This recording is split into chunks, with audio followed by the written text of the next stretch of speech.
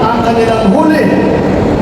At bukod pa rin inaagaw pa ang mga isla natin para maging bahagi ng kanilang bansa. Wala po sa kanila ang tinang sakristan ng isang bulaang propeta na nasasakdal dahil sa pagyurak sa ating kabataan at sa ating kababaihan. Wala sa kanila ang nagataguyod ng pugat ng krimen ng sentro ng paglalapastanan ng mga kababaihan na mga pugo.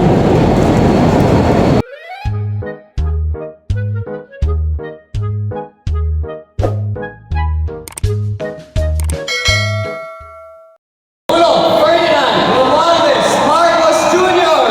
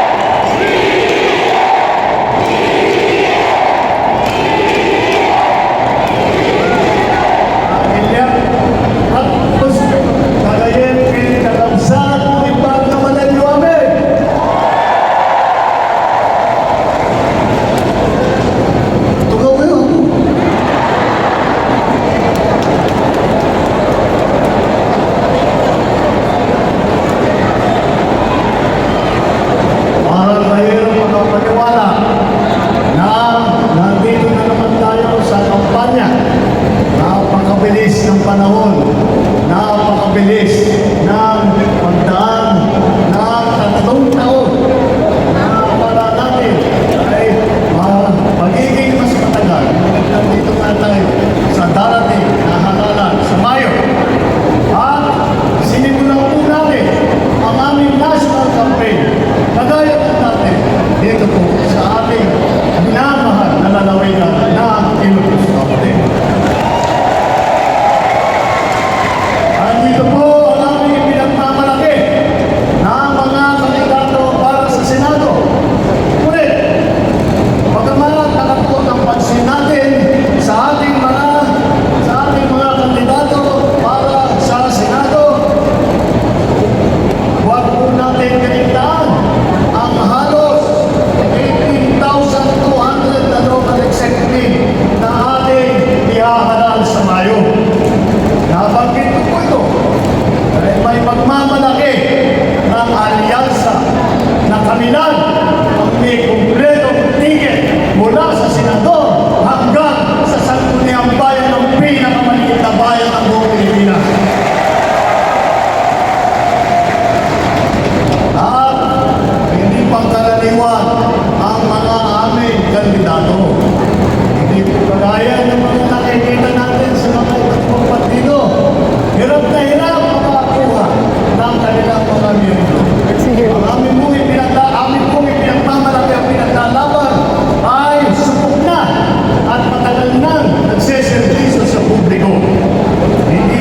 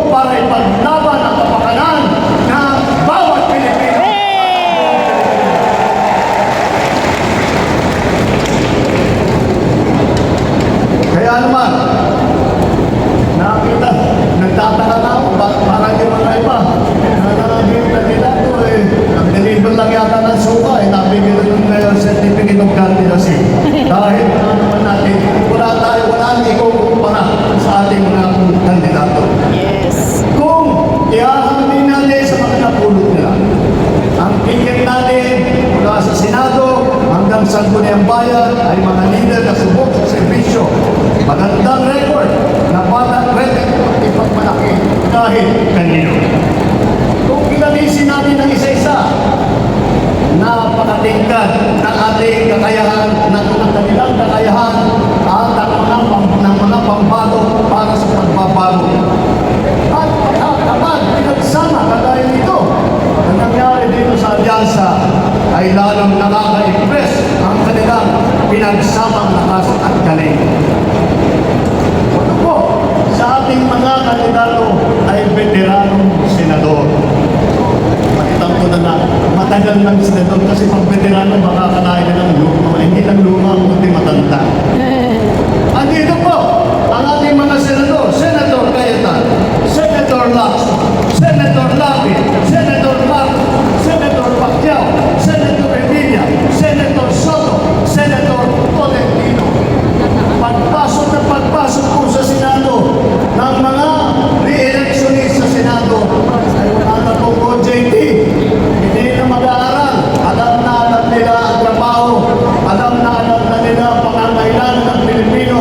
Alam na nila ang gagawin nila upang gawin ang itala sa ating mga kababayan ang kanilang pangangailangan. Ito naman ay nanggaling naman sa Kongreso na asubok sa batasan. At dyan po ang mga Congressman Avalos, Congressman Binay, Congressman Cayetano, Congressman Marcos, Congressman Pacquiao, Congressman Tulfo, Congressman Villa. Kita-kita po naman natin na ito na ay sanay, subok na subok at matagal na nagpapakita ng galing. Hindi na po dito sa pagpanday ng mga batas. Apat ang nagsilbi sa kabinete. Umawak ng kabinete ng posisyon. Si Amalos, DILG Secretary. Si Tulfo, ng DS Community Secretary. Lacson, ng Military Rehabilitation Commission. Tolentino, namuno ng MMDA. Ngunit, sa kanilang katungkulan, ay hindi na po sila manalagsalag. Tingnan niyo po ang kanilang mga records at makikita po ninyo na sila ay nakagawa ng magandang pagbubuti para sa kanilang mga kagawaran. Alam nila ang government work galing sa kabinete. Hindi lang dala, pero gawa ang kanilang ipinapakita. They are not here to oppose. They are here to propose. Tatlo, ang naging gobernador ng malalaking probinsya. Kaya alam nyo na, manakain dito sa atin, sa Ilocos Norte. Lito Lapid, Governor Lito Lapid ng Pampanga. At ang Governor Revilla ng Cavite naman. Bukod pa ron, kasama nila ang tatlo ng City Mayor.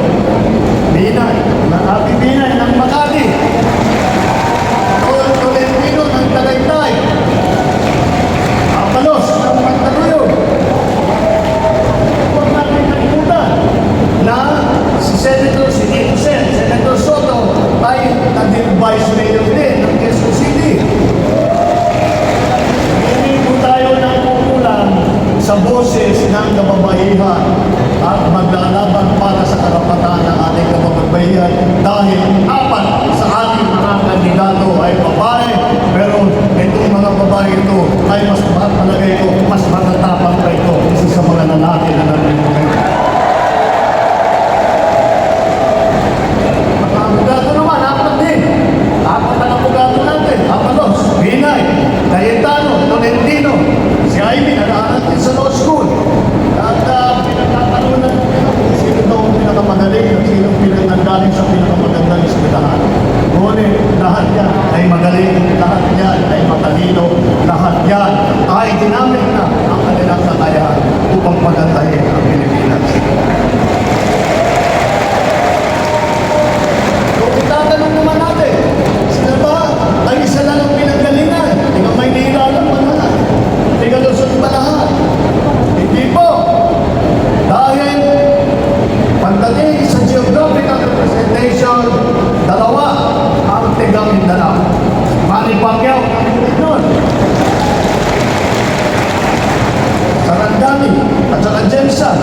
Si Erwin naman, lumaki sa Davao, Davao Oriental, sa Sulu, mga probinsya kung saan nadistino ang kanyang bayaning ama. Ang unang Vicente Soto ay naging senador ng taga Cebu. Ang nanay naman namin ay, alam niyo naman, 100% waray. Alam naman natin pati na ang lolo ni Camille ay galing sa Iloilo. Wala sa kanilyon ko ang ating ipagmamalaki. Dahil ko naunawaan nila hindi lamang ang mga problema na hinaharap ng nasyonal, hindi lang ang mga problema sa taas sa Senado, ngunit lahat po sila ay may karanasan sa local government, may karanasan sila sa executive, lahat po sila ay nakapagpakita na ng kanilang kakayahan.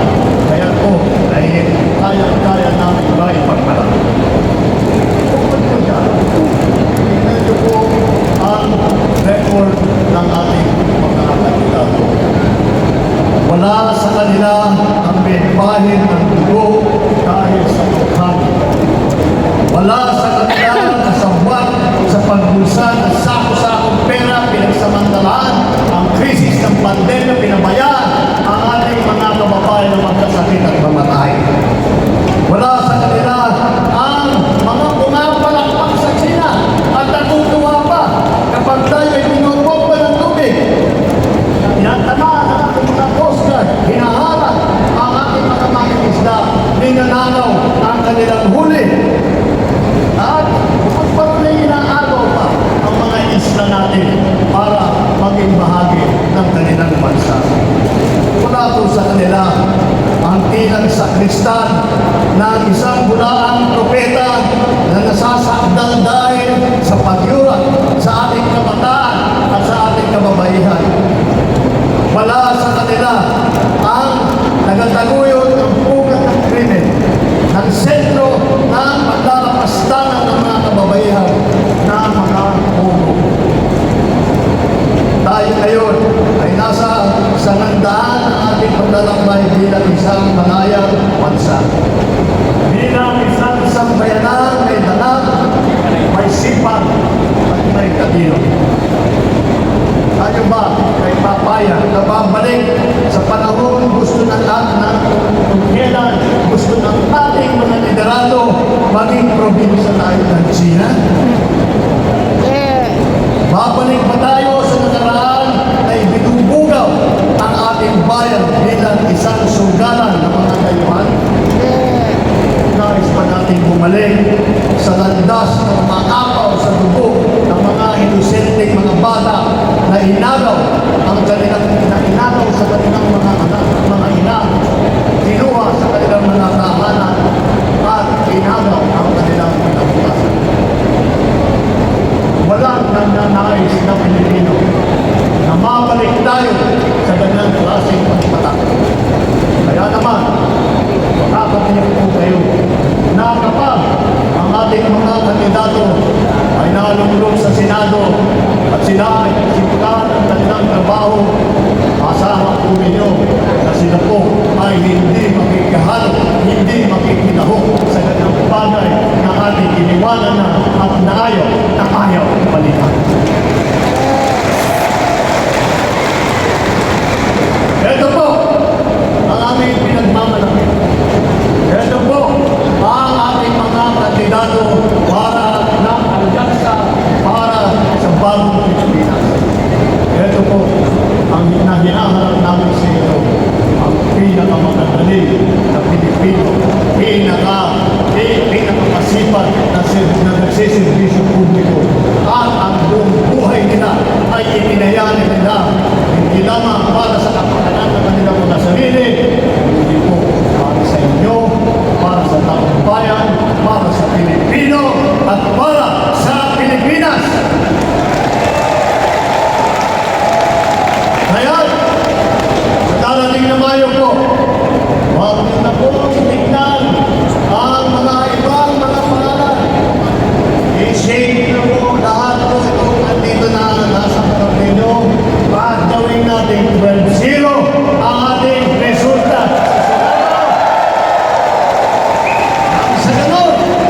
matitiyak natin ang kinabukasan ng